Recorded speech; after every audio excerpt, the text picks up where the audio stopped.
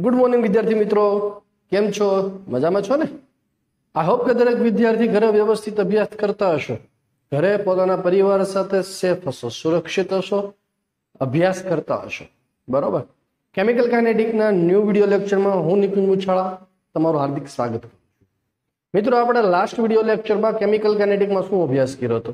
तो कि सर आपणे केमिकल काइनेटिक्स में लास्ट विडियो लेक्चर्स में वेरियस टाइप ऑफ एग्जाम्पल कि जे जेडब्ल्यू नीटनी दृष्टि अगत्यना हता, समांतर प्रक्रियाओ हती, श्रेणी प्रक्रियाओ हती, एवी प्रक्रियाओ એટલે प्रतिवर्ती प्रक्रियाओ हती કે જેમાં એક કરતા વધુ તબક્કા હોય। આને રિલેટેડ જેડબ્લ્યુ નીટને જેટલા પ્રકારના એમસીક્યુ પૂછાય એ બધા જ એમસીક્યુ ની પ્રેક્ટિસ તમને મેં કરાવી છે। બરાબર। નાઉ હવે આજે છે આપણે આગળ વાત કરવાની છે, જેમાં આપણે સૌપ્રથમ આજે વાત કરવાની છે બોર્ડની પરીક્ષા માટે અગત્યનો થિયોરિટિકલ પ્રશ્ન। એ પ્રશ્ન છે आभासी प्रथम क्रम की प्रक्रिया। એટલે टाइटल આપણે આપશું आभासी प्रथम क्रम की प्रक्रिया। आभासी शब्द ने તમે સમજી શકો છો। प्रथम क्रम की प्रक्रिया खरी, पण आभास થાય છે કે प्रथम क्रम की? वास्तविकता में प्रथम क्रम की प्रक्रिया होती नहीं। एवी प्रक्रियाओं के जे द्वितीय के तृतीय क्रम की होय, आवी प्रक्रियाओं जયારે प्रथम क्रम की प्रक्रियाओं जेवी वर्तणूक धरावे तो ते प्रक्रियाओं आभासी प्रथम क्रम की प्रक्रिया कहेवाय। એટલે આપણે લખવું હોય તો વ્યાખ્યામાં શું લખી શકીએ? તો કે જ્યારે પ્રક્રિયા એ एक करता વધુ क्रमनी होय त्यारे ते एक करता વધુ क्रमनी, द्वितीय के तृतीय क्रमनी होय त्यारे ते प्रक्रिया प्रथम क्रम जेवी वर्तणूक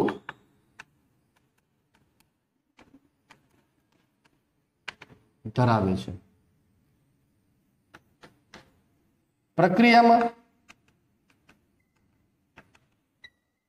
જ્યારે બે કે તેથી વધુ પ્રક્રિયકો પૈકી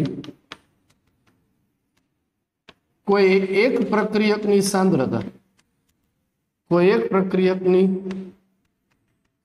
સાંદ્રતા એ બીજા પ્રક્રિયકોના સાપેક્ષમાં બીજા પ્રક્રિયકોના સંદર્ભમાં ખૂબ વધુ હોય ત્યારે પ્રક્રિયાનો વેગ એ ઓછી સાંદ્રતા ધરાવતા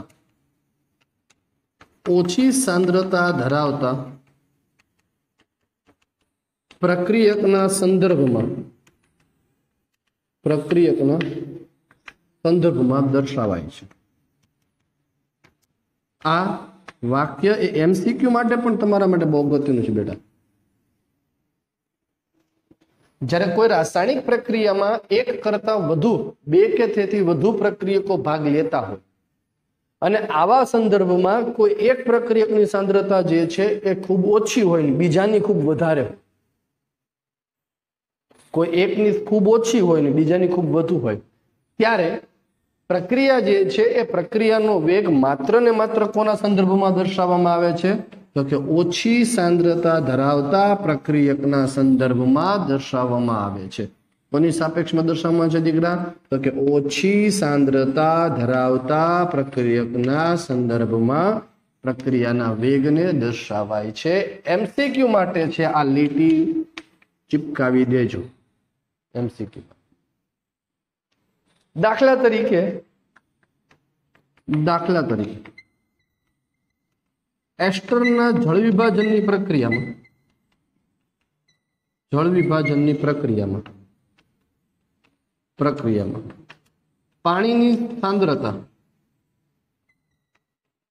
पाणीनी सांद्रता એ ખૂબ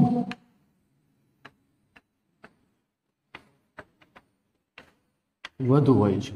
એસ્ટર તરીકે આપણે ધારો કે લઈએ છે CH3COOCH3 મિથાઇલ એસિટેટ લઈએ છે.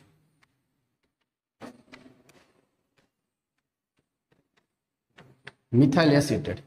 હવે મિથાઇલ એસિટેટનું જળ વિભાજન H2 ના સંદર્ભમાં એટલે કે પાણીના સાથે જ્યારે આપણે કરીએ છીએ ત્યારે એસ્ટરના જળ વિભાજનથી હંમેશા યાદ રાખવાનું કે એસિડ અને આલ્કોહોલ આપણને પ્રાપ્ત થાય એટલે મળે છે CH3COOH પ્લસ CH3OH પ્રાપ્ત. હવે ધારો કે શરૂઆતમાં પ્રારંભિક અવસ્થામાં T બરાબર 0 આની હું સાંદ્રતા લઉં છું 0.1 મોલ 0.1 મોલ અને આની સાંદ્રતા આપણે લઈએ છીએ 10 મોલ પ્રારંભિક સાંદ્રતામાં. પ્રક્રિયાને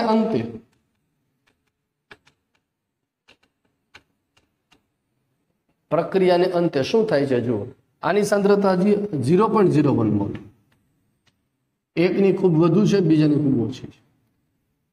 હવે જ્યારે પ્રક્રિયા પૂર્ણ થાય ત્યારે આ કેટલો રહેવાનો છે તો કાં તો બધો વપરાઈ જવાનો છે એટલે આ કેવો રહેવાનો છે 0. લિમિટિંગ રિએજન્ટ બને, લિમિટિંગ રિએજન્ટ હોય સંપૂર્ણ વપરાય જાય, આપણે આગળ પેલા ચેપ્ટરમાં વપરાય.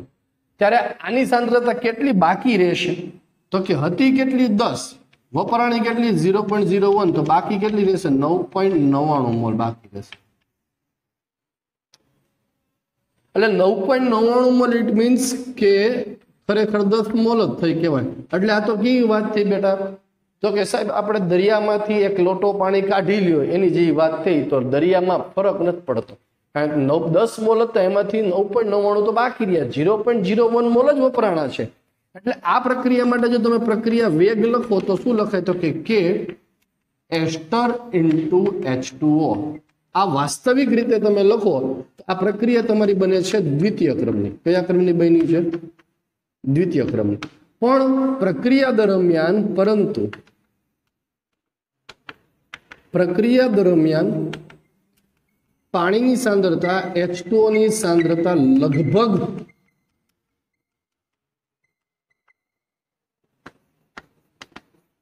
અચળ રહે છે. એટલે H2O ની સાંદ્રતા પણ અચળ, K પણ કેવો છે અચળ, અચળ ગુણ્યા અચળ એટલે મળે 9 અચળાંક. માટે વેગ ઇઝ ઇક્વલ ટુ શું લખી શકો K ડેશ ઇન્ટુ એસ્ટર. તો જો આ પ્રક્રિયાની વર્તણૂક કોના જેવી થઈ ગઈ કે હવે પ્રથમ ક્રમ જેવી થઈ ગઈ. માટે આ પ્રક્રિયા બની તમારી આભાસી પ્રથમ ક્રમની. આભાસી પ્રથમ ક્રમની એટલે પ્રક્રિયાને બહારથી તમે જુઓ, પ્રક્રિયાનો તમે જ્યારે અભ્યાસ કરો તો તમને એવું લાગે છે કે પાણીની સાંદ્રતા અચળ છે, માત્ર એસ્ટરની જ સાંદ્રતા વપરાય છે. માટે પ્રક્રિયાનો વેગ એ ઓછી સાંદ્રતા ધરાવતા પ્રક્રિયકના સંદર્ભમાં દર્શાવાય. પ્રક્રિયાનો વેગ એ ઓછી સાંદ્રતા ધરાવતા પ્રક્રિયકના સંદર્ભમાં તમે દર્શાવો એટલે તમને જોતા એવું લાગે છે કે પ્રથમ ક્રમની છે, પણ વાસ્તવિક રીતે તમે જ્યારે જુઓ છો તો એ કઈ ક્રમની છે? દ્વિતીય ક્રમ. એટલે આભાસ થયો આપણને એવો કે પ્રથમ ક્રમની. વર્તણૂક કેની જેવી લાગે છે? પ્રથમ ક્રમ જેવી. એટલે કીધી આભાસી પ્રથમ ક્રમ, પણ વાસ્તવિકતામાં એ આભાસી પ્રથમ ક્રમની નથી. કારણ તો કે H2O ની સાંદ્રતા આપણે લીધી છે અચળ, પણ ખરેખર ખબર છે કે અચળ તો નથી. ભલે તમે મેં કીધું એ પ્રમાણે કે દરિયામાંથી આપણે એક લોટો પાણી કાઢી લ્યો, દરિયાને ફરક ન પડે, પણ કહેવાય તો ખરી કે એક લોટો ઓછો થઈ ગયો છે. તો અહીંયા એવી જ વસ્તુ છે કે અહીંયા માત્ર ને માત્ર તમને એવો આભાસ થાય છે બેટા કે પ્રથમ ક્રમની પ્રક્રિયા છે, એટલે વર્તણૂક છે એની પ્રથમ ક્રમ જેવી થાય,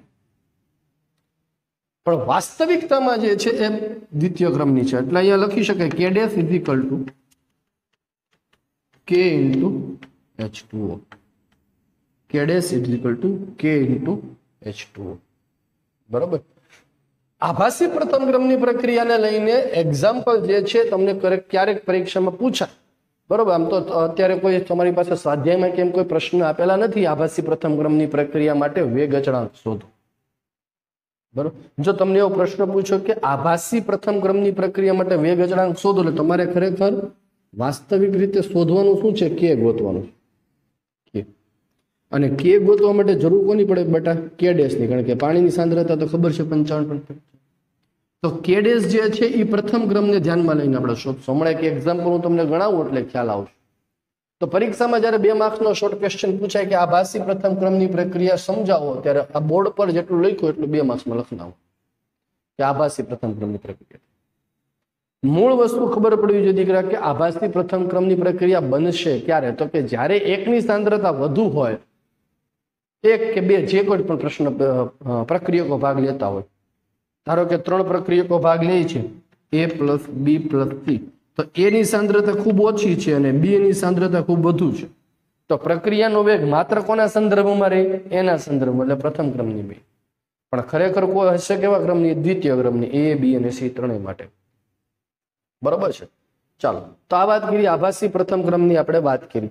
ફટાફટ જે છે સ્ક્રીન પર દેખાય છે એનો સ્ક્રીનશોટ લઈ લો. એટલે આપણે છે વાત કરીએ હવે આભાસી પ્રથમ ક્રમના એક એક્ઝામ્પલની.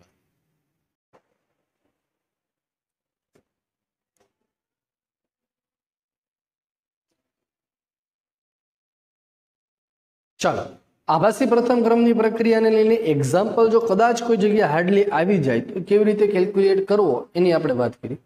કે ધારો કે કોઈ એસ્ટરના જળ વિભાજનની આભાસી પ્રથમ ક્રમની પ્રક્રિયા માટે આ માહિતી આપી છે, તો પ્રક્રિયા માટે વેગ અચળાંક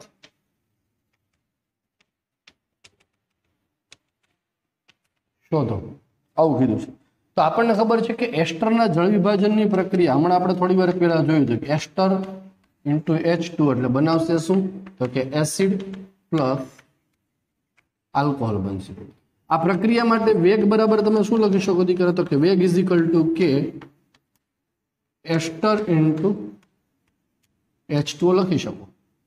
પણ K ઇન્ટુ H2 એટલે શું થાય? K ડેશ ઇન્ટુ એસ્ટર થાય. એટલે મારે K ગોતવાનો છે વાસ્તવિક રીતે. વેગ અચળાંક K ગોતવાનો કીધો છે, બરાબર. તો K બરાબર શું આપણે લખ્યું હમણાં?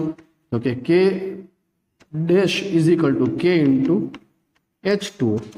તો K is equal two K dash ના છેદમાં H2O. એટલે મારે ફાઇન્ડ જે કરવાનું છે એ વેગ અચળાંક K ગોતવાનો છે. અને K ગોતવા માટે જરૂર કોની પડે? K ડેશની.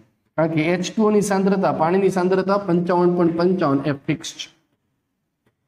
તો હવે મારે K ડેશ ગોતવો કેવી રીતે? તો કે આ માહિતી પરથી K ડેશ ગોતવાનું છે. K ડેશ એટલે શું ખરેખર? તો કે પ્રથમ ક્રમની પ્રક્રિયાનો વેગ અચળાંક.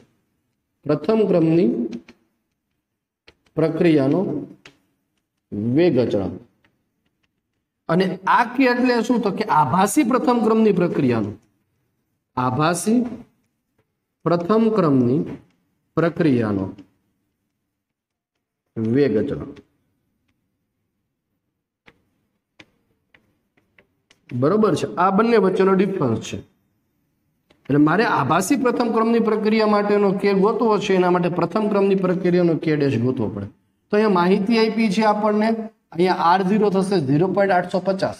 એકવાર T બરાબર 30 આગળ ને એકવાર T બરાબર 60 આગળ આપણે છે એ K આપણે મેળવવાનો છે.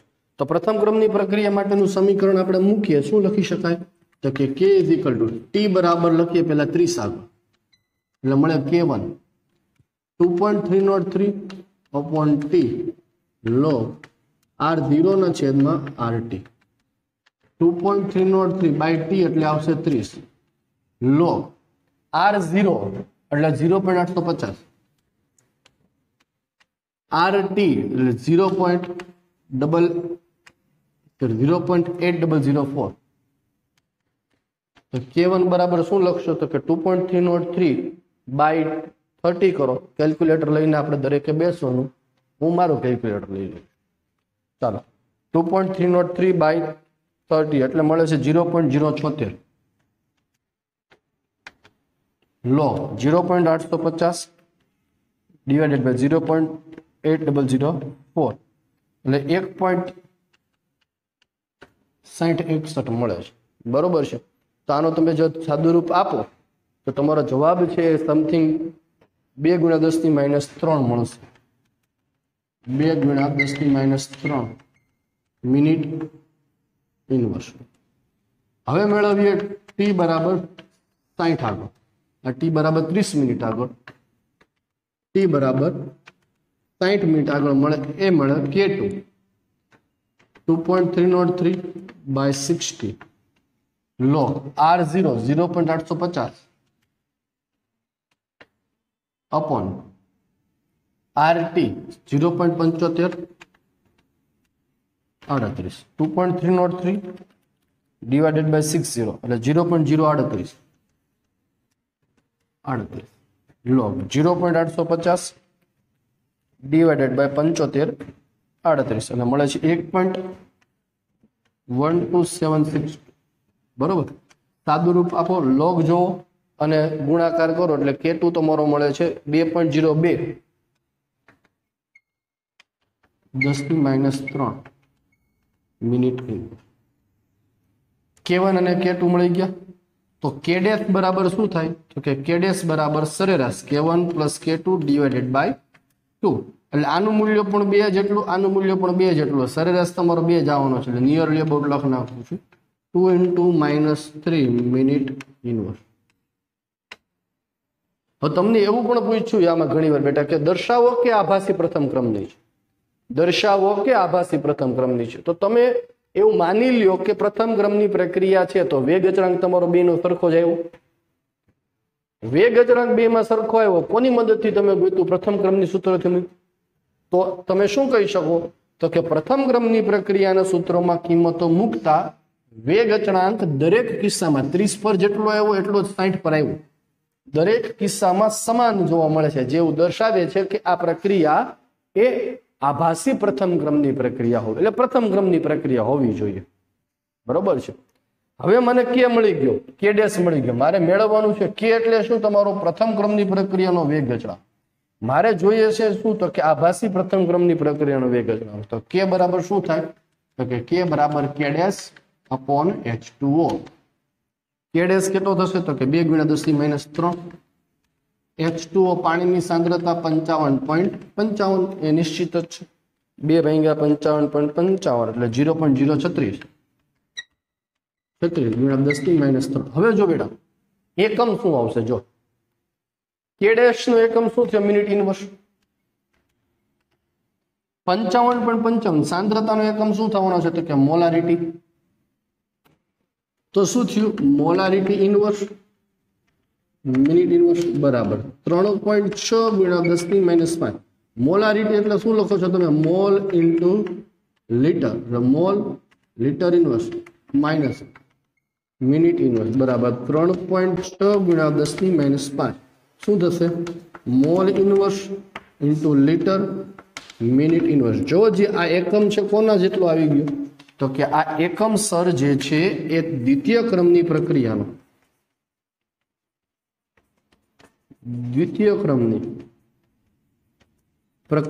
એકમ છે.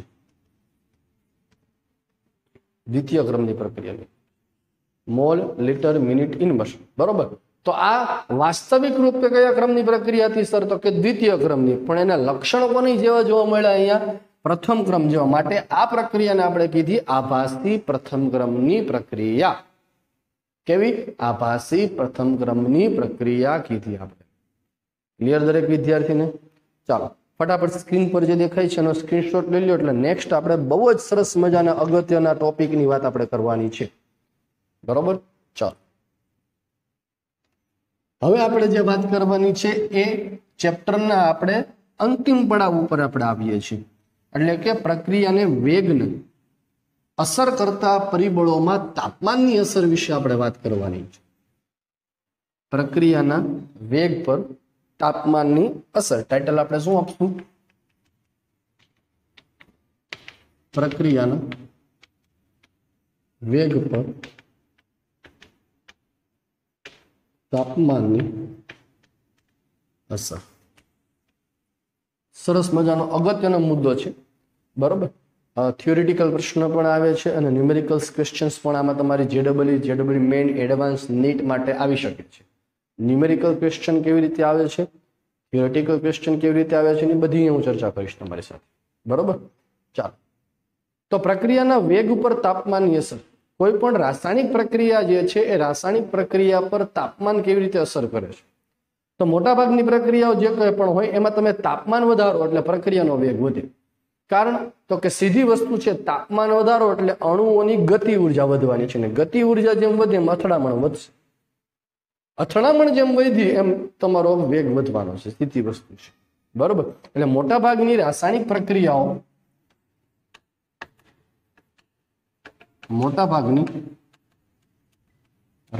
પ્રક્રિયાઓ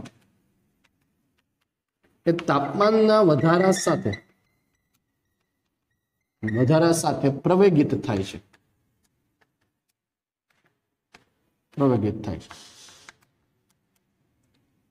દાખલા તરીકે N2O5 ના વિઘટનની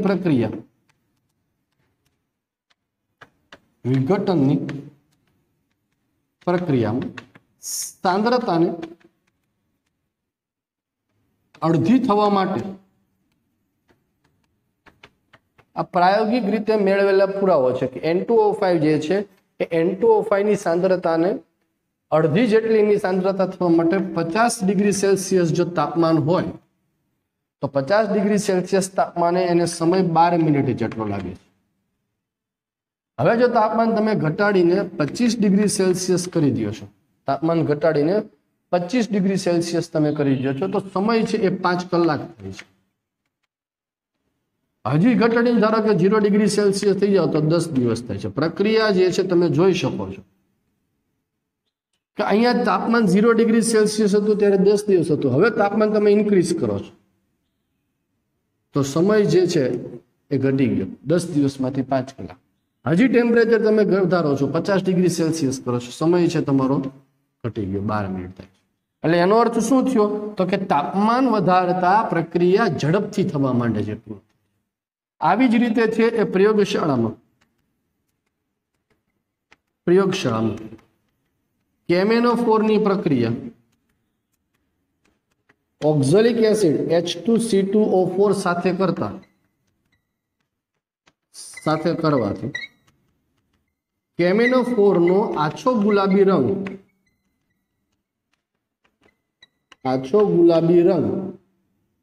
એ ઊંચા તાપમાને ઝડપથી દૂર થાય છે। લેબોરેટરીમાં તમારે KMnO4 અને ઓક્ઝેલિક એસિડની તટસ્થીકરણની પ્રક્રિયાઓ આવશે, બરોબર। તમે જ્યારે લેબ સ્કૂલમાં શરૂ થશે અને જ્યારે તમે લેબમાં પ્રેક્ટિકલમાં જશો ત્યારે આ પ્રેક્ટિકલ ત્યાં આવે છે। તો જ્યાં ઓક્ઝેલિક એસિડ હશે ત્યાં ઓક્ઝેલિક એસિડ સાથે તમારે એને ગરમ કરવું પડશે। તો તમે KMnO4 માં જ્યારે ઓક્ઝેલિક એસિડ નાખો છો ત્યારે નીચા તાપમાને ગરમ નથી કરતા ને એમને રાખો છો તો રંગ પરિવર્તન થાય છે, પણ એમાં ઘણો લાંબો સમય જતો રહે છે। એટલે આછો ગુલાબી રંગ છે દૂર જવામાં ઘણો સમય લાગે છે, પણ હવે એ જ આછો ગુલાબી રંગ દૂર કરવા માટે તમે એને ટેસ્ટ ટ્યુબને જ્યારે બર્નર પર ગરમ કરો છો તો એ ઝડપથી દૂર થઈ જાય છે। ઇટ મીન્સ શું થયું તો કે ઊંચા તાપમાને પ્રક્રિયા જે છે એ ઝડપથી થાય છે, ઊંચા તાપમાને પ્રક્રિયા વધે છે। તેથી પ્રાયોગિક પુરાવાને આધારે આ લીટી અગત્યની છે। પ્રાયોગિક પુરાવાને આધારે જો કોઈ પ્રક્રિયાના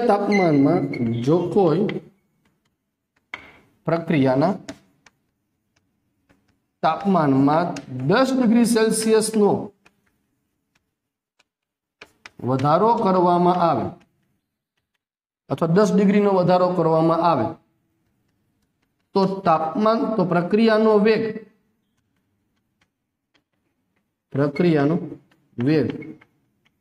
એ લગભગ બમણો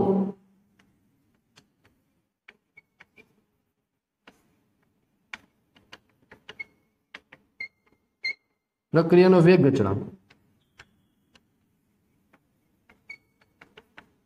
અચળાંક એ લગભગ બમણો થઈ જાય છે। આવું બધી જ પ્રક્રિયા માટે લાગુ પડે એવું જરૂરી નથી, પણ ઓલમોસ્ટ બધી પ્રક્રિયાઓ માટે છે આ વસ્તુ કોમન જોવા મળે છે કે કોઈ પણ પ્રક્રિયા જે છે એ કોઈ પણ પ્રક્રિયાના તાપમાનમાં 10 ડિગ્રી સેલ્સિયસ જેટલો તમે જો વધારો કરો તો એ વેગ અચળાંક જે છે એ વેગ અચળાંક લગભગ બમણો જેટલો થઈ જાય છે। હવે આ જ વસ્તુ જે છે આ વસ્તુને લઈને JEE નીટ માટે જે છે એ એક્સ્ટ્રા વસ્તુઓ છે હું કરાવી દઉં છું। આ થિયોરેટિકલ વસ્તુ ટેક્સ્ટ બુકની છે જ। હવે આ જ સેન્ટેન્સને લઈને JEE નીટમાં કઈ રીતે પ્રશ્ન પૂછાય છે તો કોઈ પણ પ્રક્રિયામાં તાપમાનમાં 10 ડિગ્રી સેલ્સિયસ જેટલો વધારો કરો તો એ વધારો વેગ અચળાંકને ધ્યાનમાં લઈને તાપમાન સહગુણાંક, જેને કહેવાય ટેમ્પરેચર કોએફિશિયન્ટ, ટીસી લખી દઉં છું. તાપ સહગુણાંક ટેમ્પરેચર કોએફિશિયન્ટ, જેને સાઇન તરીકે દર્શાવાય છે ઈટા, ઇઝ ઇક્વલ ટુ શું થશે તો કે કે T plus 10 upon k T. સૂત્ર યાદ રાખો.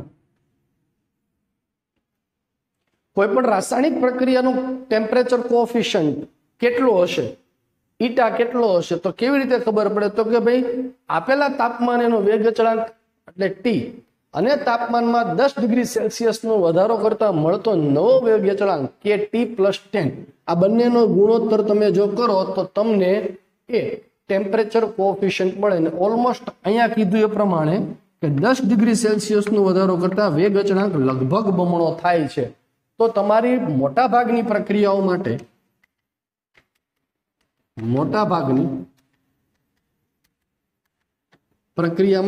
ઈટા ઇઝ ઇક્વલ ટુ 2 થાય.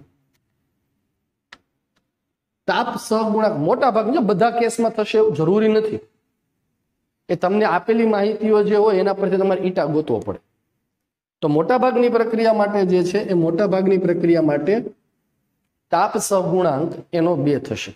હવે આને લઈને દાખલા જે છે એ દાખલા કેવી રીતે પૂછાય જુઓ.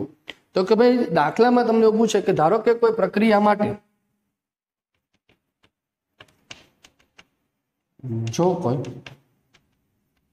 પ્રક્રિયા માટે ઈટા ઇઝ ઇક્વલ ટુ 2 હોય તો તાપમાનમાં 10 ડિગ્રી સેલ્સિયસ થી 100 ડિગ્રી સેલ્સિયસ જેટલો વધારો કરતા વેગમાં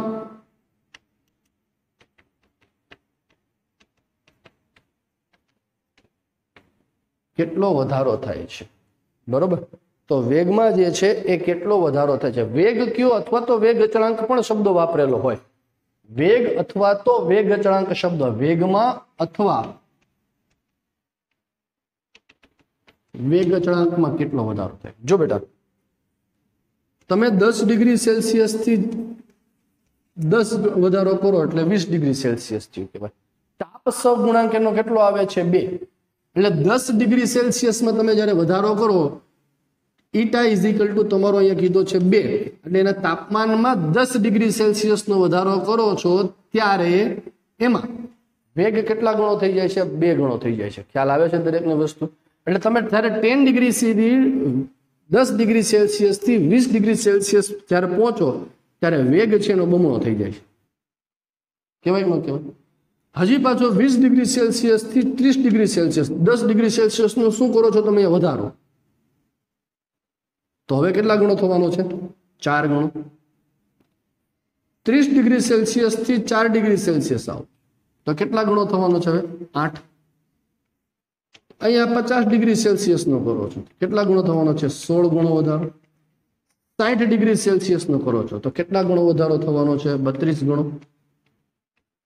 70 ડિગ્રી સેલ્સિયસ પર આવો તો 64 ગણો. 80 ડિગ્રી સેલ્સિયસ પર આવો તો કેટલા ગણો વધારો થવાનો છે તમારો? 64 ના 128 ગણો. 90 ડિગ્રી સેલ્સિયસ પર આવો છો તો કેટલા ગણો થવાનો છે? 256. તો 100 ડિગ્રી સેલ્સિયસ પર આવો તો કેટલા ગણો થવાનો છે? 512.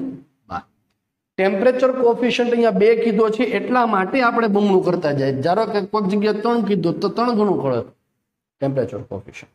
તો 10 ડિગ્રી સેલ્સિયસનો વધારો કરો તો 2 ગણો થાય, 30 નો ગણો 4 ગણો, 10 40 નો 8 16. તો 10 ડિગ્રી સેલ્સિયસ થી 100 ડિગ્રી સેલ્સિયસ પર આવો તો કેટલા ગણો વધારો થયો બેટા તમારો? 512 ગણો વધારો થયો. આ અન્ડરસ્ટેન્ડિંગ થઈ, તમારી સમજણ થઈ કહેવાય. ટેમ્પરેચર કોએફિશિયન્ટ પરથી વેગ કે વેગ અચળાંકમાં કેટલા ગણો વધારો થાય છે સમજવાની વાત. પણ હવે આ જ વસ્તુ જે છે, આ જ વસ્તુ તમારે થિયોરિટિકલ પ્રશ્ન જ્યારે અથવા તો એમસીક્યુ સ્વરૂપે પૂછાય ને આમાં ન ખબર પડે તો શું કરું? તો સૂત્ર છે યાદ રાખી લો દીકરા, કે વેગ અથવા વેગ અચળાંક તાપમાનમાં વધારો જ્યારે કરીએ ત્યારે eta is equal to delta T by 10. Eta અથવા તેને હું લખું ટેમ્પરેચર કોએફિશિયન્ટ, ઈટા લખીશ ને તમે પ્રક્રિયા ક્રમ સમજશો.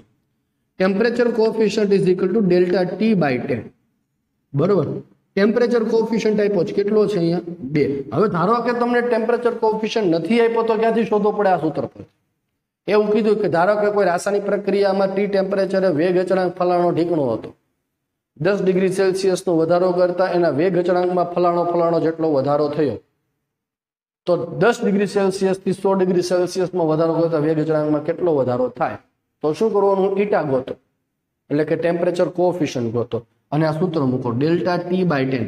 ડેલ્ટા ટી બાય 10 એટલે શું? કેટલાનો વધારો કર્યો તમે?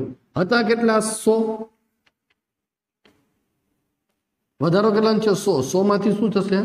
10 બાદ છેદમાં 10 બરાબર 2 100 - 10 એટલે શું થાય? 90 ડિવાઇડેડ બાય 10. 0 0 કેન્સલ. તો શું થયું? 2 ની 9 ઘાત. 2 ની 9 ઘાત કરો એટલે જવાબ આવે 512. તો વેગ અથવા તો વેગ અચળાંકમાં થતો વધારો એ નક્કી કરવા માટેનું આ સૂત્ર તમારે યાદ રાખવાનું. વેગ અથવા તો વેગ અચળાંકમાં થતો વધારો નક્કી કરવા માટેનું સૂત્ર શું થશે? Temperature coefficient raise to delta T by 10. Delta T એટલે શું? કેટલાનો વધારો થયો? 10 થી 100 નો એટલે કેટલાનો વધારો થયો? 90 નો ડિવાઇડેડ બાય 10 એટલે 2/9. અહીંયા ટેમ્પરેચર કોએફિશિયન્ટ આપી દીધો છે 2 એટલા માટે 2/9 એટલે 512. ક્લિયર છે દરેક વિદ્યાર્થી? તો આ જેડબલઈ નીટ માટે તો જેડબલઈ એડવાન્સમાં જો કોઈ રિલેટેડ ક્વેશ્ચન પૂછાય તો તમને આવડવો જોઈએ એની વાત કરી. બરાબર. સ્ક્રીન પર જે દેખાય છે એનો ફટાફટ સ્ક્રીનશોટ લઈ લો એટલે આપણે આગળ જે છે વાત કરવાની છે. ક્લિયર છે? ચાલો તો હવે આપણે આગળ વાત કરીએ. આ હું અત્યારે હવે કાઢી નાખું છું. આ બોર્ડ એનસીઆરટી મુજબ આપણે જતા હતા. આને રિલેટેડ જે જી નીટની વસ્તુ હતી મેં અહીંયા કરી. હવે અહીંથી પાછું કન્ટિન્યુ કરું છું. ચાલો તો આપણે વાત કરીએ પ્રમાણે કે કોઈ પણ રાસાયણિક પ્રક્રિયા જે છે એ રાસાયણિક પ્રક્રિયામાં તાપમાનનો વધારો જ્યારે કરવામાં આવે ત્યારે પ્રક્રિયાનો વેગ અથવા તો વેગ અચળાંક વધે છે. આ બાબતને ધ્યાનમાં લઈને પ્રક્રિયાના વેગ પર તાપમાનની અસરનો અભ્યાસ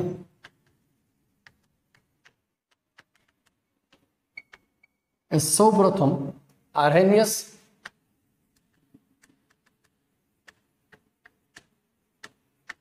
અને વોન્ટોફ નામના વૈજ્ઞાનિકે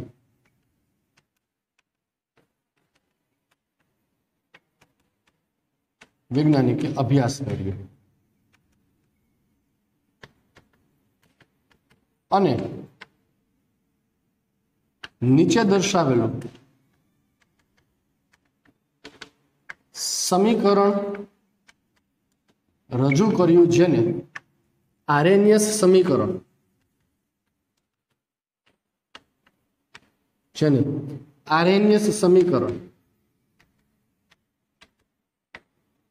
કહેવાય છે. આરએનએસ સમીકરણ શું હતું? તો કે K = A × e⁻ EA/RT. શું છે? K = A ×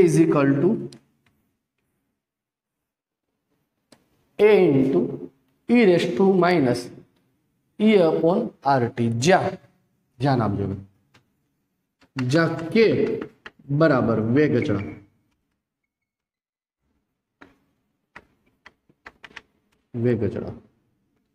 R વાયુ અચળાંક,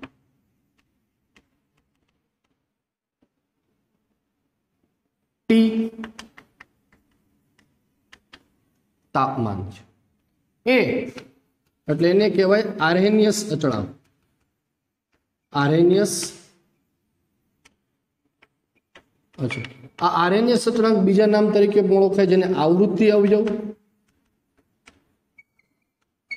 અથવા પૂર્વ ઘાતાંકીય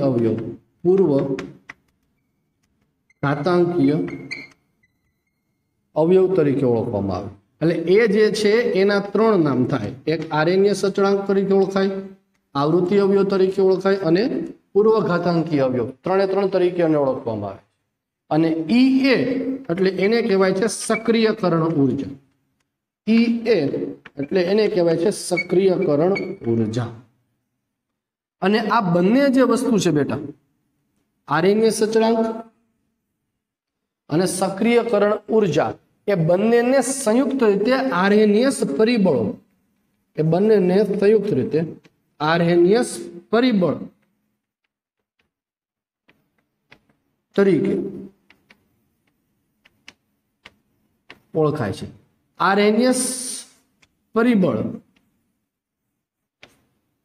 કયા કયા છે? તો કે RNS અચળાંક A અને સક્રિયકરણ ઉર્જા, આ બંનેને RNS પરિબળ તરીકે ઓળખાય એવું MCQ માટે યાદ રાખજો, બરોબર। તો વોલ્ટોફ અને RNS નામના વૈજ્ઞાનિકે પ્રક્રિયાના વેગ પર તાપમાનની અસરને સમજાવવા માટે આ ગાણિતિક સૂત્ર રજૂ કર્યું, K = A × E⁻E/RT, જ્યાં K વેગ અચળાંક, R વાયુ અચળાંક, T તાપમાન છે। A RNS અચળાંક, આવૃત્તિ અવયવ, પૂર્વઘાતાંકી અવયવ, અને EA that is the most important part, એ છે સક્રિયકરણ ઉર્જા। સક્રિયકરણ ઉર્જા શબ્દ વિશે પરિચિત છે તમે ધોરણ 11 માં સૌ પ્રથમ સંતુલનના ચેપ્ટરમાં થયેલા દીકરા। સંતુલનના ચેપ્ટરમાં જો તમને ખ્યાલ હોય તો ત્યાં તમારે ઉદ્દીપકના ઉપયોગમાં આવતું હતું, યાદ કરો બોધી। ઉદ્દીપકના ઉપયોગમાં આપણે કીધું હતું ઉદ્દીપક જે છે શું કરે, તો કે પ્રક્રિયાની સક્રિયકરણ ઉર્જા ઘટાડે। અને ત્યાં મેં એવું તમને કીધું હતું કે સક્રિયકરણ ઉર્જા એટલે શું, તો કે યાદ રાખવાનું હતું ઉર્જા અવરોધ, આવો શબ્દ વાપરો। હવે મિત્રો એ ટાઈમ આવી ગયો છે કે તમારે સક્રિયકરણ ઉર્જા વિશે ડિટેલમાં અભ્યાસ કરવાનો છે, એ હવે કરવાનો છે આપણે। એટલે પેલા આ સમીકરણને સમજીએ એની પેલા સક્રિયકરણ ઉર્જા સમજશું, શું છે સક્રિયકરણ ઉર્જા, અને સક્રિયકરણ ઉર્જા પરથી બીજી કઈ માહિતીઓ પ્રાપ્ત થાય છે તેને પછી ફરી પાછો આપણે પ્રશ્નને કન્ટિન્યુ કરવાનો છે કે તાપમાનમાં વધારો કરીએ તો શા માટે પ્રક્રિયાનો વેગ બમણો થાય છે બેટા। એ જો મારે સમજવું હોય તો વચ્ચે પ્રશ્ન આવશે સક્રિયકરણ ઉર્જા શું છે, એ પેલા સમજવું પડશે, બરોબર। એટલે તમને જ્યારે પરીક્ષામાં પ્રશ્ન પૂછાય કે પ્રક્રિયાના વેગ પર તાપમાનની અસર સમજાવો, તો અહીંથી શરૂ કરો, અહીંયા સુધી લખો, ના બ્રેક, હવે બ્રેક મારવાની છે। હવે વચ્ચે હું શું સમજાવીશ તમને સક્રિયકરણ ઉર્જા એટલે શું એ પૈતા પછી ફરી પાછો પ્રશ્ન કન્ટિન્યુ કરીને એન્ડ ઉપર જશું। પ્રશ્ન ટેક્સ્ટબુકમાં જે છે થોડો કોમ્પ્લિકેટેડ ભાષામાં આપેલો છે, એટલે તમારે તમારા શબ્દોમાં જે છે અહીંયા બોર્ડ પર જે લખું છું એ રીતે તમે એને રજૂ કરી શકો છો, વત્તા મેં જે રીતે લખેલું છે એ હું તમને એનું ફોટો પાડીને PDF તમારી પાસે ફોરવર્ડ કરી દઈશ, બરોબર છે। ચાલો ફટાફટ જે છે આપણે સક્રિયકરણ ઉર્જા સમજીએ, એની પેલા સ્ક્રીનશોટ લઈ તમારી નોટબુકમાં ટાંકી દો એને। ચાલો તો વચ્ચે જે છે આપણે વાત કરી પ્રમાણે નવો પ્રશ્ન જે છે અહીંયા એડ થાય છે, એટલે સક્રિયકરણ ઉર્જા શું છે એ સમજવું હોય તો સક્રિયકૃત સંકીર્ણ અને સક્રિયકરણ ઉર્જા કોને કહેવાય આપણે સમજીએ। પેલા જે છે આપણે સક્રિયકૃત સંકીર્ણ કોને કહેવાય એ સમજીએ કે જ્યારે રાસાયણિક પ્રક્રિયામાં ભાગ લેતા પ્રક્રિયકો એકબીજાની નજીક આવી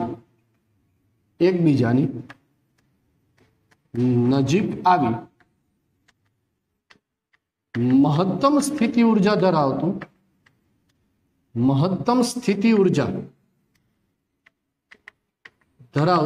અતિ અલ્પજીવી મધ્યવર્તી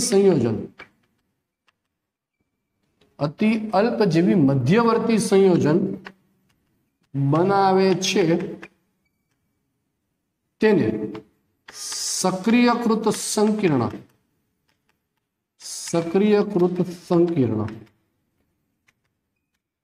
કહેવાય છે। દાખલા તરીકે H2 અને I2 એકબીજા સાથે પ્રક્રિયા કરી ટ્વાઇસ HI બનાવે છે, આ આપણો થયો રિએક્ટન્ટ, આ આપણી થઈ પ્રોડક્ટ। તો બંને પ્રક્રિયકો જે છે એ બંને પ્રક્રિયકો જ્યારે એકબીજા નજીક આવે ત્યારે અતિ અલ્પજીવી જે મધ્યવર્તી સંયોજન બનાવે,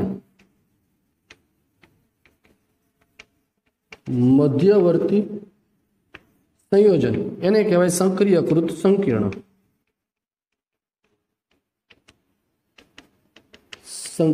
આની મહત્તમ સ્થિતિ ઉર્જા હશે, મહત્તમ સ્થિતિ ઉર્જાને કારણે એમની વચ્ચેના જે છે એ બધા બંધ છે, બંધ બનેલા હોય અને બંધ હવે જ્યારે તૂટે, હવે જો આ ડાર્ક બંધ તમને જે દેખાય છે દીકરા, એ જૂના બંધ, H2 માં હાઇડ્રોજન હાઇડ્રોજન વચ્ચે, I2 માં આયોડિન આયોડિન વચ્ચે, અને જે ડોટેડ દેખાય છે આ ડોટેડ લાઈન એ નવા બંધ છે. નિપજ બંધવા માટે શું થાય તો કે જૂના બંધ બ્રેક થવા જોઈએ જેથી નવા બંધમાં પ્રોડક્ટ રૂપાંતર. હવે તમે જ્યારે આલેખની દ્રષ્ટિએ સમજો, ધ્યાન આપો,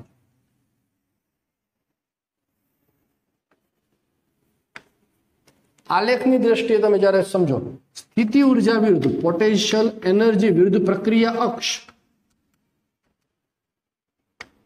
પ્રક્રિયા અક્ષ એટલે કે પ્રક્રિયા ડાયરેક્શનમાં આગળ વધે છે, ત્યારે રિએક્ટન્ટ તમારા જે છે એ રિએક્ટન્ટ પાસે થોડીક તો સ્થિતિ ઉર્જા હશે. દરેક કમ્પાઉન્ડ પાસે મિનિમમ સ્થિતિ ઉર્જા હોય, સાવ ઝીરો એવું પોસિબલ છે જ નહીં. એટલે ઓલરેડી આની પાસે સપોઝ કે આટલી સ્થિતિ ઉર્જા છે, આ તમારો રિએક્ટન્ટ છે, H2 પ્લસ I2 દર્શાવો જે છે. હવે બંને એકબીજા સાથે નજીક આવે અને મહત્તમ સ્થિતિ ઉર્જા ધરાવતો, સપોઝ કે અહીંયા સુધી જાય છે, અને મહત્તમ સ્થિતિ ઉર્જા ધરાવતો અતિ અલ્પજીવી કમ્પાઉન્ડ જે બનાવે એને કહેવાય સક્રિયકૃત સંકીર્ણ. સામે જો હવે સક્રિયકૃત સંકીર્ણ બન્યા પછી નિપજમાં રૂપાંતરણ પામે ત્યારે હવે અમુક ઉર્જા જે છે એ છૂટી પડશે. અમુક ઉર્જા જે છૂટી પડે આ તમારી પ્રોડક્ટ નિપજ. હવે ઉર્જા છૂટી પડ્યા પછી નિપજ પાસે પણ પર્ટિક્યુલર થોડીક સ્થિતિ ઉર્જા તો હશે જ. આ ઉર્જાનું કહું છું HP, એન્થાલ્પી ઓફ પ્રોડક્ટ, આને કહેવાય છે HR, એન્થાલ્પી ઓફ રિએક્ટર. હવે જે નિપજ તમને પ્રાપ્ત થાય છે એ નિપજની સ્થિતિ ઉર્જા પ્રક્રિયક કરતા વધુ પણ હોઈ શકે અને પ્રક્રિયા કરતા કેવી પણ હોઈ શકે, ઓછી પણ હોઈ શકે. દીકરા સમજો, આ પોટેન્શિયલ એનર્જી વિરુદ્ધ પ્રક્રિયા અક્ષ. ફરી પાછી જ વસ્તુ,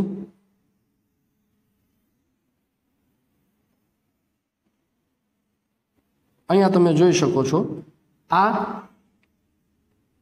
HR, આ HP. પેલા આલેખમાં તમને ખબર પડે છે કે પેલા આલેખમાં HP is greater than HR, બીજા આલેખમાં HP is less than HR છે. મધ્યવર્તી સંકીર્ણ બન્યા પછી નિપજમાં જ્યારે રૂપાંતરણ થાય ત્યારે અમુક ઉર્જા જે છે રિલીઝ થશે. એ રિલીઝ થતી ઉર્જા કોના ઉપર આધાર રાખશે તો કે રિલીઝ થતી ઉર્જા બેટા પ્રક્રિયક અને નિપજના સ્વભાવ પર આધાર રાખે છે. બરાબર? એટલે અહીંયા હું વાક્ય લખું છું કે મધ્યવર્તી સંયોજન માંથી નિપજમાં રૂપાંતરણ થાય ત્યારે મુક્ત થતી ઉર્જા એ પ્રક્રિયક અને નિપજના સ્વભાવ પર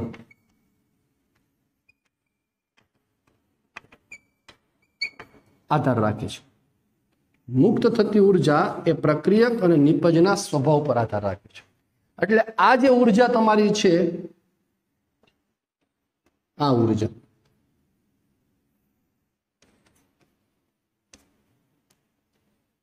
આ HP તમારો HR, આ HP.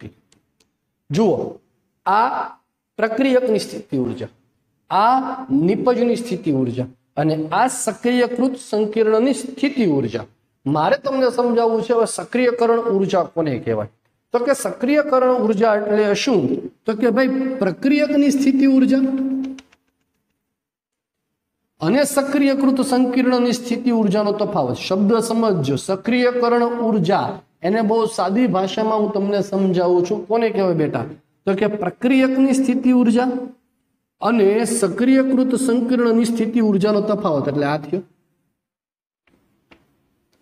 આ એને કહેવાય સક્રિયકરણ ઉર્જા. એને કહેવાય સક્રિયકરણ ઉર્જા. શું લખી શકાય સક્રિયકરણ ઉર્જા? એની વ્યાખ્યા મારે લખવી હોય તો શું લખી શકાય तो कि सक्रियकृत संकीर्ण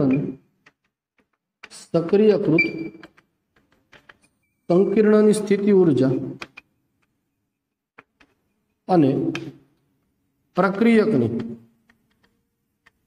स्थिति ऊर्जानो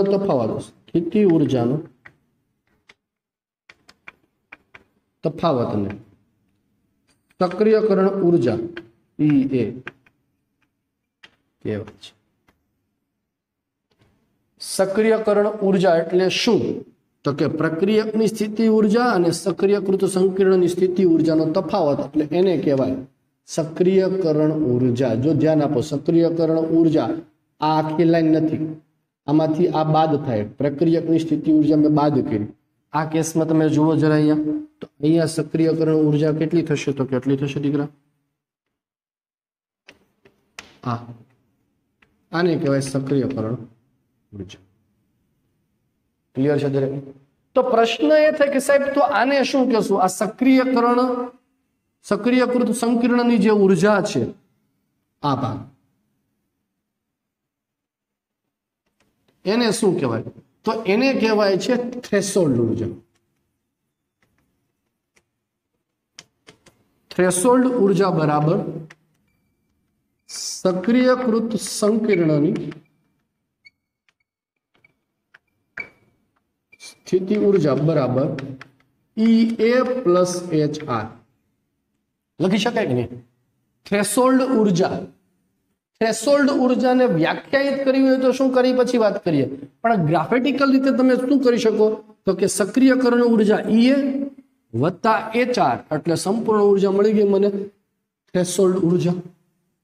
થ્રેશોલ્ડ ઊર્જા જે છે એ આ તમારી ટેક્સ્ટબુકમાં કોઈ જગ્યાએ શબ્દ નથી વાપરેલો, પણ કદાચ જો કોઈ જગ્યાએ થ્રેશોલ્ડ ઊર્જા પૂછાઈ જાય तो तमने खबर पड़वी जोईए। शुं खबर पड़वी जोईए? तो कि प्रक्रियकनी स्थिति ऊर्जा अने सक्रियकृत संकीर्णनी स्थिति ऊर्जानो सरवाळो एने कहेवाय थ्रेशोल्ड ऊर्जा।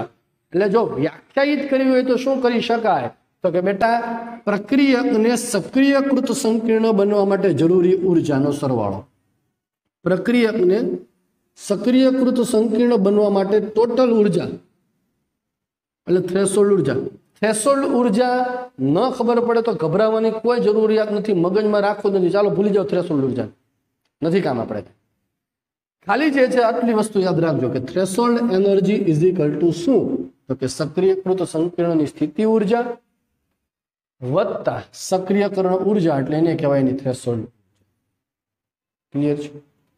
હવે બીજી વસ્તુ શું તમારે સમજાવવાની છે કે જો અહીંયા આપણે કીધું કે HP is greater than HR અને HP is less than HR, એટલે કે એનો અર્થ એવો થયો કે રિએક્ટન્ટ પાસે આટલી ઊર્જા હતી, એમાંથી પ્રોડક્ટ થઈ તો પ્રોડક્ટની ઊર્જા વધી।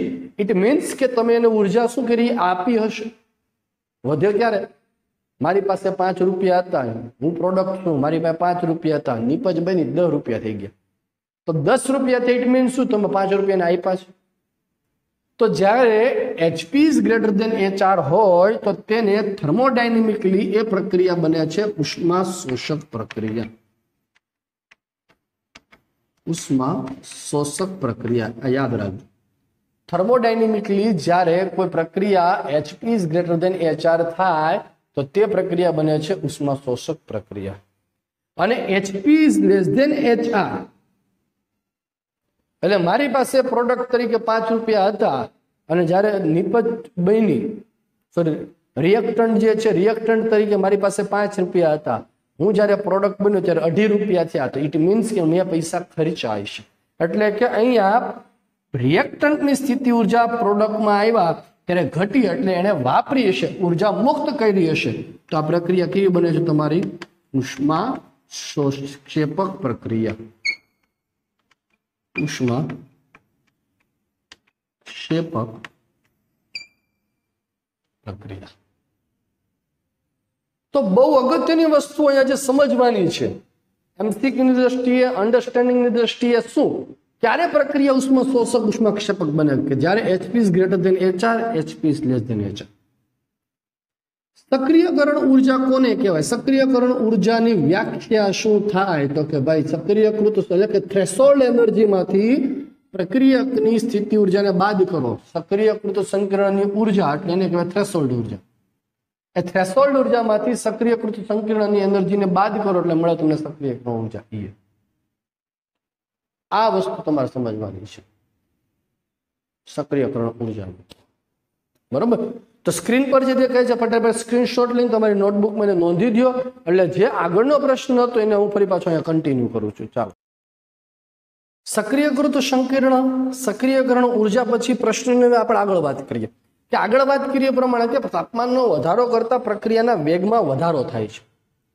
પ્રક્રિયાના વેગ અચળાંકમાં વધારો થાય છે. હવે શા માટે વધારો થાય એની હવે વાત આગળ કન્ટિન્યુ આપણે કરીએ છીએ કે શું થાય છે. તો કે જ્યારે તમે પ્રક્રિયામાં તાપમાનનો વધારો કરો છો ત્યારે અણુઓની ગતિ ઉર્જામાં વધારો થાય છે. રાસાયણિક પ્રક્રિયામાં ભાગ લેતા બધા જ અણુઓની ગતિ ઉર્જા સમાન હોતી નથી, જેનો અભ્યાસ બોલ્ટ્ઝમેન અને મેક્સવેલ નામના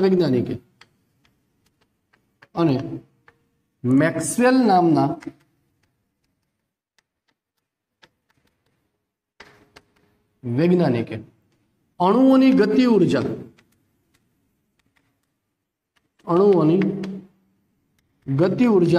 E અને તે ગતિ ઉર્જા ધરાવતા અણુઓનો અંશ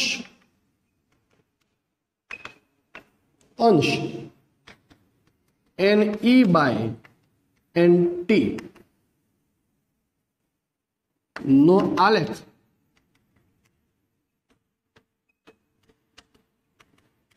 રજૂ કર્યો. ટોટલ અણુઓમાંથી કેટલા અણુ એ ગતિ ઉર્જા ધરાવે છે એને કહેવાય એનો અણુઓનો, તે ગતિ ઉર્જા ધરાવતા અણુઓનો છે. આલેખ તમને ખ્યાલ હોય તો તમે ધોરણ 11માં જે છે એ બોલ્ટ્ઝમેન મેક્સવેલનો વક્ર આલેખ ચેપ્ટર નંબર 5 દ્રવ્ય અવસ્થામાં શીખેલો છે. એ જ પ્રકારના આલેખ છે, એ જ આલેખ છે એની ચર્ચા કરી રહી છે કે જ્યારે તમે કોઈ પણ અણુઓ માટે ગતિ ઉર્જા ધરાવતા અણુઓનો અંશ Ne/NT અને કાઇનેટિક એનર્જીનો આલેખ તમે દોરો, તે આલેખ છે તમને કંઈક આ રીતેનો પ્રાપ્ત થાય છે.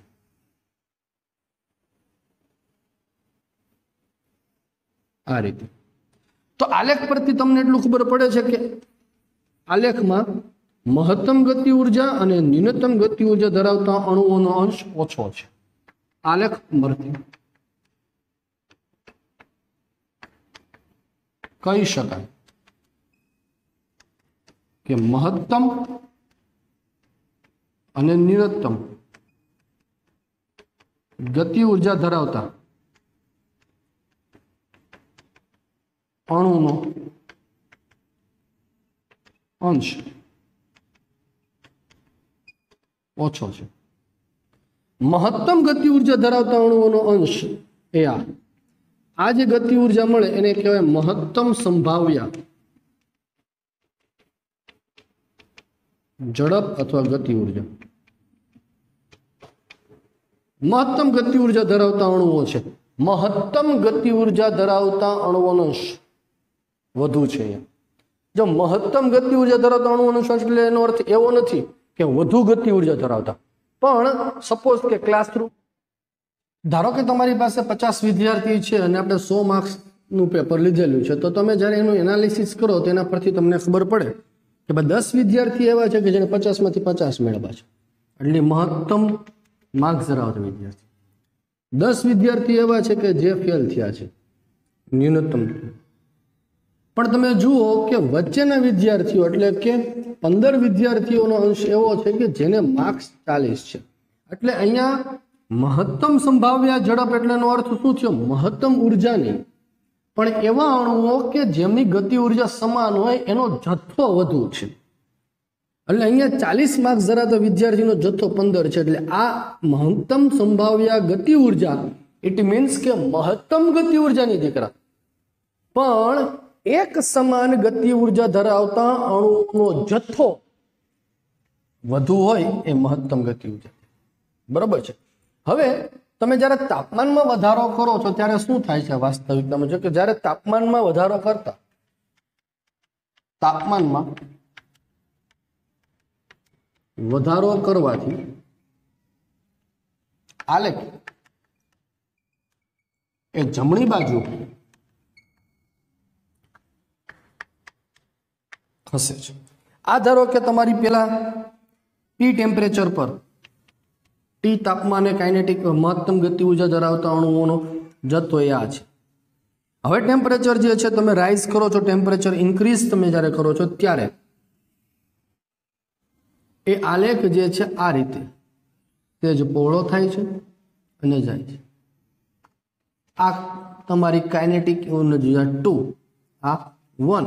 આ જે આલેખ છે એ T+10 ટેમ્પરેચર પર T+10 ટેમ્પરેચર પર તમે જ્યારે આલેખ 10 ડિગ્રી સેલ્સિયસનો વધારો કરો છો અને તમે જ્યારે આલેખ જુઓ છો તો આલેખ તમે જોઈ શકો છો કે સેજ જમણી બાજુ ખસે છે.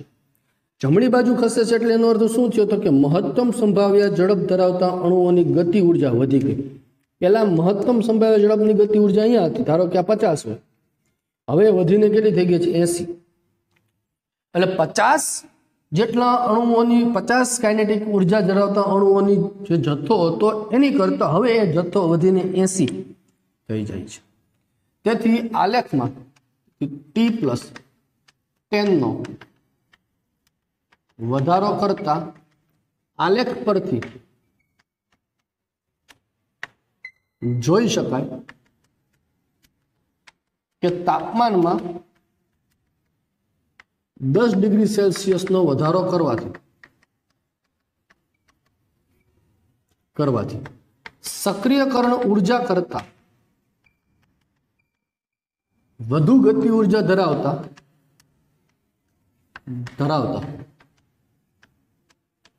અણુનો અંશ એ લગભગ બમણો થાય છે. આ તમારી સપોઝ કે કાઇનેટિક એનર્જી છે, આ તમારી સક્રિયકરણ ઉર્જા હોય એની આ બાજુનો જથ્થો એક સક્રિયકરણ ઉર્જા કરતા વધુ ધરાવતા અણુઓ છે. તો આ જે આલેખ તમે અહીંયા પાઠ જે જોવા મળે છે એ ટી ટેમ્પરેચર પર છે, પણ આ આલેખ તમે જુઓ, આ ભાગ T+10 એટલે કે વધુ ગતિ ઉર્જા ધરાવતા અણુઓનો જથ્થો જોવો વધી ગયો. પેલા ટી ટેમ્પરેચર પર મહત્તમ ગતિ ઉર્જા ધરાવતા અણુઓનો અંશ એટલો હતો, જો A, B, C, D જેટલો. હવે T+10 ટેમ્પરેચર પર તમે જ્યારે જાઓ છો ત્યારે આ જથ્થો વધીને આટલો થઈ ગયો છે. ABCD જેટલો તો હતો જ, વધતા આટલો વધારો થયો, જે આના કરતા લગભગ કેટલો છે? બમણો છે એવું કહેવાય. ફરીવાર રિપીટ કરીને સમજાવું છું કે ટી ટેમ્પરેચર પર મહત્તમ ગતિ ઉર્જા ધરાવતા અણુઓ ABCD જેટલા વિસ્તારમાં, T+10 ટેમ્પરેચર પર તમે જ્યારે જાઓ છો ત્યારે ABCD તો છે જ, વધતા એના કરતા થોડોક વધારો થાય છે, જે આના કરતા કેવો છે તમને જોવા મળે છે? બમણો જોવા મળે. અને તેથી તાપમાનમાં વધારો કરતા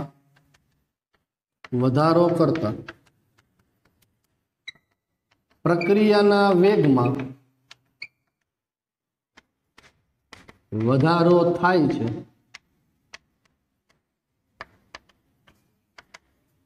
તેમ કહેવાય. તેથી તાપમાનમાં વધારો કરતા પ્રક્રિયાના વેગમાં શું જોવા મળે છે? એ તમને વધારો જોવા મળે. ખ્યાલ આવે છે? ક્લિયર છે? રિપીટ તમને સમજાવું છું કે અણુઓની ગતિ ઉર્જા વિરુદ્ધ એ ગતિ ઉર્જા ધરાવતા અણુઓનો અંશનો આલેખ એ બોલ્ટ્ઝમેન અને મેક્સવેલ નામના વૈજ્ઞાનિકે અભ્યાસ. અહીંયા એની મહત્તમ સંભાવ્ય ઝડપ ટી ટેમ્પરેચર પર. તમે જ્યારે T+10 ટેમ્પરેચર પર જાઓ છો તો આલેખ જમણી બાજુ ખસે છે. એટલે અહીંયા કાઇનેટિક એનર્જી તમારી 1 ઉપર જે 50 હતી એ વધીને 80 થઈ ગઈ મેક્સિમમ અણુઓની. અને સક્રિયકરણ ઉર્જા કરતા વધુ ઉર્જા ધરાવતા અણુઓ એટલે કે આ ગતિ ઉર્જા ધરાવતા અણુનો અંશ અહીંયા બમણો થઈ જાય, કારણ કે અણુઓની અથડામણ વધવા માંડે છે, એટલે વેગમાં વધારો થાય એવું કહેવાય. બરોબર? તો આ પ્રક્રિયાના વેગ પર તાપમાનની અસર સમજવાની વાત. હવે આને રિલેટેડ જે છે આરએનએસ સમીકરણમાં હજી આપણે એનું ગાણિતિક સમીકરણ મેળવવું હોય, જુદા જુદા ટેમ્પરેચર પર જુદા જુદા વેગ અચળાંક આપેલા હોય અને સક્રિયકરણ ઉર્જાને કેવી રીતે શોધવી એની હવે આપણે વાત કરવાની છે, પણ એ વાત કરશું આપણે હવે નેક્સ્ટ વિડીયો લેક્ચરમાં. આજનો વિડીયો લેક્ચર છે એનો દોસ્ત આપણે અહીંયા સુધી. બરોબર? ચાલો, બાય બાય.